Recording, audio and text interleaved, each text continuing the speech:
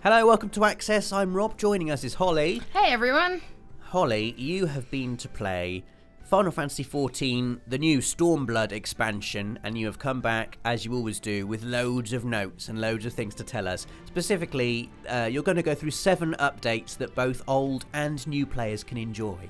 Yeah, now it's not everything that's coming with Stormblood. I mean, there's so much coming. These are just the 7 sort of biggest points I wanted to pull out. Because everyone, there's increased inventory space and your chocobos can run faster. But 7 things that I think are just really, really cool. And this first thing is new cities and places to explore, which I guess is a given with a new expansion. Yeah, and we actually got to explore some of them, like not all of them. This is Kogane, which is the new city state. So this is where all your crafters are, your market boards. Look at the design of it. It looks really oriental. It looks incredible. I mean, Final Fantasy XIV always does, but this again, brilliant. Oh, it's so pretty. I'm really, really spoiled with the design. They've really gone all out. I mean, Ishgard was so dark and so gloomy in comparison. This just feels so alive and so bright. I did have to wait a couple of in-game days for it to stop raining so I could get this beautiful sunny capture. But we did get to explore quite a lot of it. I do have a whole video. It took me I think the best part of 15 to 18 minutes to walk around this city at this pace. There's me bringing the map up. I'm just in where all the shoppers are. It's so... I was really impressed. I know. 40,000 hit points, man. Now this here is the Shisu of the Violet Tides. I'm really sorry if I've said that wrong. This is actually inside the dungeon. That's how pretty the dungeons are. And here I am on my magical flying Leopleurodon. Wow. Just having a great old time with my Leopleurodon buddy. Man. I mean, I played what I thought was loads of Final Fantasy XIV. My best mount was like an Ahriman, a rubbish floating eye, basically. Oh, bless you, but we're on to the second point already, Hollie. We're going to be whizzing through these. You can swim in Final Fantasy XIV now. We can swim. Right, we've just started in Tamamizu. Again, I'm so sorry if I've said that wrong. Which is one of the underwater cities. And you can literally just run out. You get a quick diving animation. And then you're just in the sea. Oh my You're just God. swimming. I know it sounds so daft. Underwater places. Wow. It's so pretty as well. You can swim in and out of underwater settlements as you want. There are some new emotes as well to sort of go with that. I'm even going to do one for you now. I actually have a really nice screenshot of this from another character I made that I will tweet out later because it's just I was blown away. The water float emote. Oh, that's nice. Hollie, I assume that you can only swim in places that are from the Stormblood expansion. Can you swim in the main Final Fantasy XIV game? Is that in there as well? Or I not? tried to take my chocobo and run to Costa del Sol, and I got told off because they were like, "It's a test server. What are you doing?" So I wasn't allowed to test it. But like this, just being able to jump off of something straight into the water, and then I'm just sort of there. And you can even just running out of the water, swimming to a new place and running out. And now I'm underwater. Wow. This is like a whole new world. I mean, Final Fantasy XIV is ludicrously big anyway. Yeah, exactly. The freedom and the size of it is, wow, it's amazing. Okay, we're on to point number 3, which is PS4 Pro Support. What can you tell us about that? So, if you're not following Final Fantasy XIV, you probably didn't know, but they're actually going to be cutting the support for PlayStation 3 with this update. So at the moment, Final Fantasy XIV is on PS3, PS4, and PC, and all 3 of us play together. In fact, your PS4 is even mouse and keyboard compatible if that's how you want to play, if not, DualShock. But all of us play together. PS3 support is being cancelled with the update of Stormblood.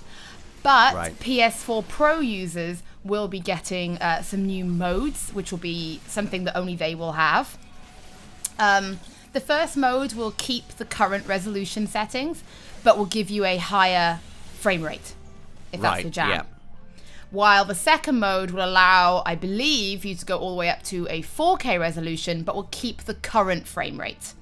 I see. So you get to choose whether you want a beefed up frame rate or beefed up resolution.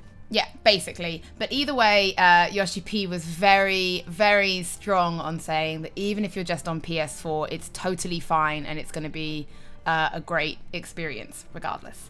And if you are on PS3 and you are upgrading, there is a free upgrade program from PS3 to PS4 running until December this year. So, I mean, I remember when I first transferred my account from PS3 to PS4, it was free back then, and now it's free again. That's a cool upgrade system. Yeah, and it's nice as well for us to have the option, but even better, it's just everyone plays together. So if you've got friends who are playing on different platforms, I love the fact that as RFC, it just doesn't matter. Everyone's in it together, and I play on DualShock, but I have a mouse and keyboard plugged into my PS4 just in case I want to type or just in case I'm feeling lazy. But I'm finding it hard to pay attention to you, Hollie, because it looks so beautiful. My God. Point number 5 are we on now? PvP updates. What's this? So I should probably say this is not our footage. We weren't actually able to go into PvP when we did the Stormblood event in Germany. So we have stolen the footage from the live stream, but it does sort of give us something to talk about. So if you haven't already tried it, PvP is already in Final Fantasy XIV, and it's always a nice break for those who maybe have done their end game, they've done the raiding, and they want a new challenge. At the moment, Yoshi P feels the level restrictions are too high, there's too many actions, it's really complex, old players are scaring the new players, so it's going to go through some changes. Yeah. So the level restriction is being removed, so anyone over job level 30 can come in and try PvP. Okay, that's cool. You can even play it on the free trial, because the free trial is available. And now your gear only affects your appearance. No matter you have uniform stats and attributes for your role, regardless. So we're leveling the playing field for PvP a bit here. Exactly. Now it's really going to be about skill. You'll have a different hotbar for PvP and PvE. So when you come into the PvP arena, your hotbar will look different because your moves will be different. And really, it's just going to be more accessible. Now, I did ask when there was going to be new maps, because if you're going to make all these changes, there has to be something new to play, right? Yeah. He said 4.0 will be focused on PvE, but 4.1 will see a new map, not Feast or Frontline, a new type of PvP. They just can't make it in time for 4.05.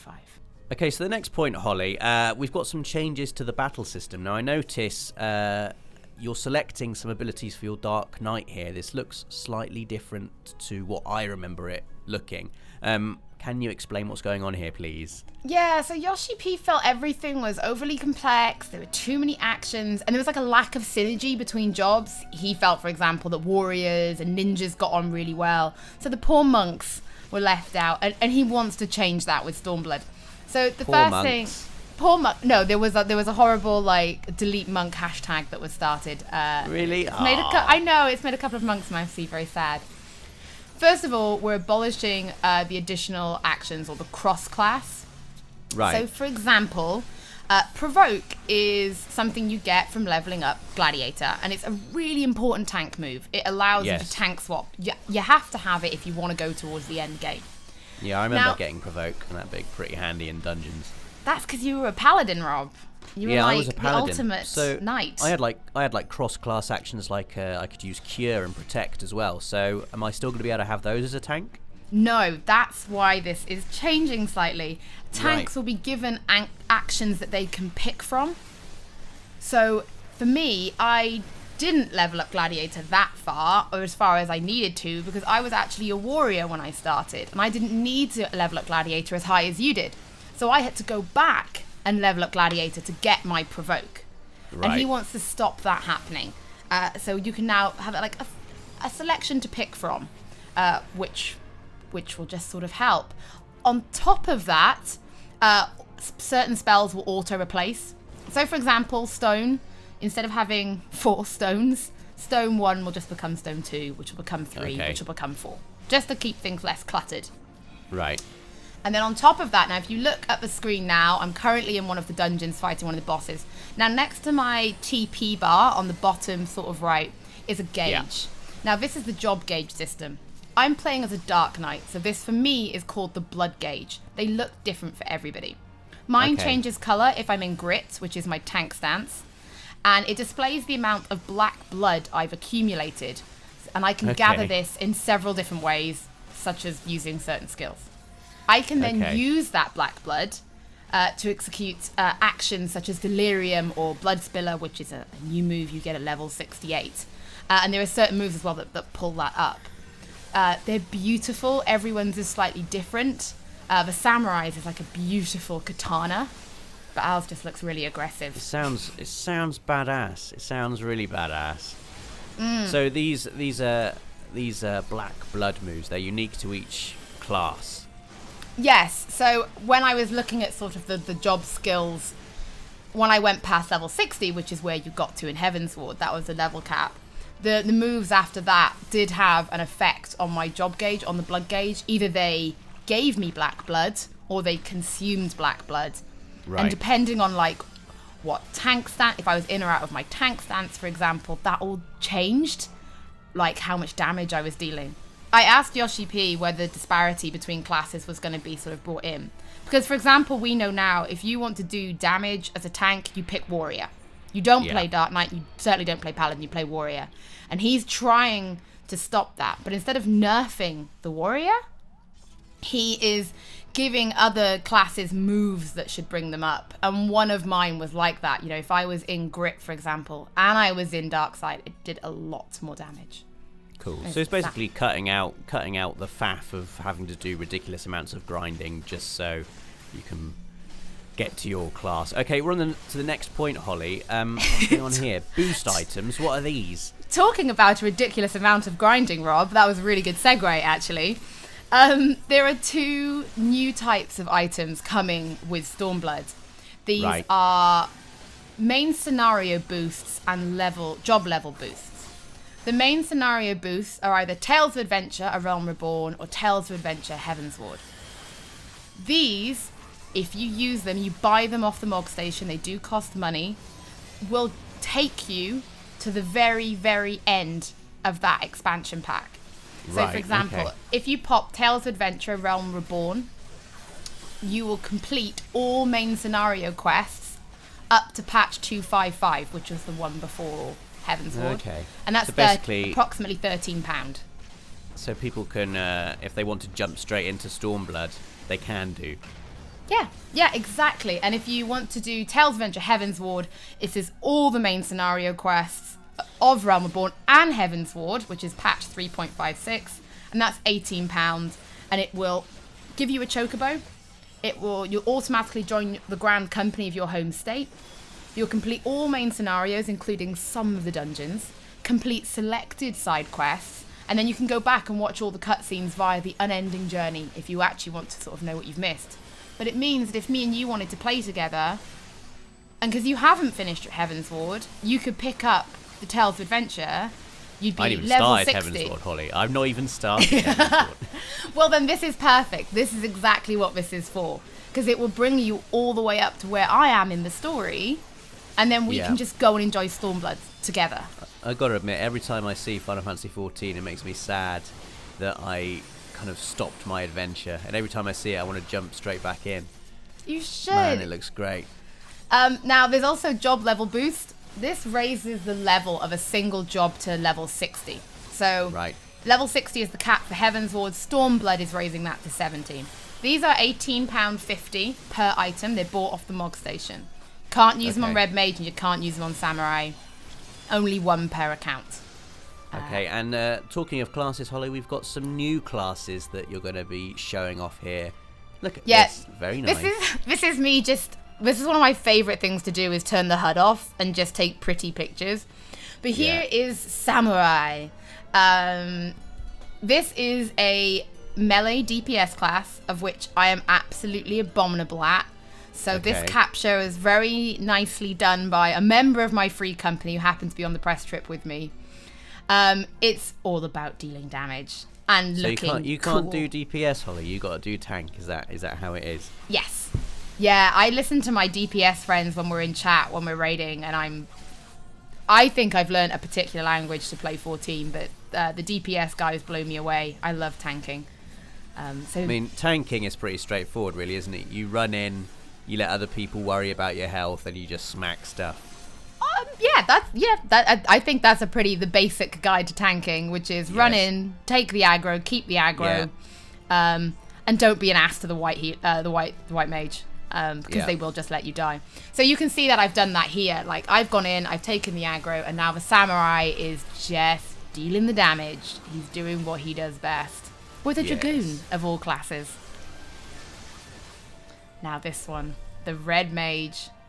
I think the design on this, isn't the design on this, like, it feels new, but it has that classic Final Fantasy red mage. It really does. The hat especially is really giving me, Final Fantasy I red mage vibes. Yeah, I know. Isn't it pretty? I think this is gorgeous, and you can see his job gauge just there on the left-hand side of the screen. They're all different. Now, red mage is technically a ranged DPS. It's a mix of white, black, and red magic. Yeah. But they can move around the field really quickly, so they can go in, like you've just seen, and do some melee. They can then come back out. But I think this one is classed as a ranged DPS, just so it's a bit different. For anyone who is watching this and doesn't play DPS like me, I did chat to Yoshi P about the idea of, oh my god, like, the duty finder is going to be horrible because everyone's going to want to be a DPS and there's not going to be enough tanks or healers. And he said that he felt pretty confident that if you were a tank, you like to tank. And if you're a white mage, you like to white mage. And he feels like, on the whole, us tanks and healers probably won't switch. No. And he feels that it'll be all right in the duty finder, and you won't be queuing for hours. I've never understood people who play as healers. I mean, how boring. Basically, your job is just to keep everyone else alive. Well, there we go, Hollie. There's 7 new updates for both old and new players to get excited about. I mean, it certainly worked, Hollie. You've made me want to jump straight back into Stormblood. Come back, Rob. Join my FC. I really want to. But yeah, let us know what you think of the game in the comments, guys. Let us know whether you're a tank, a DPS, or a healer. Who's a healer, honestly? Wow. And please do subscribe, because hopefully we'll have some more Final Fantasy XIV for you coming up very soon.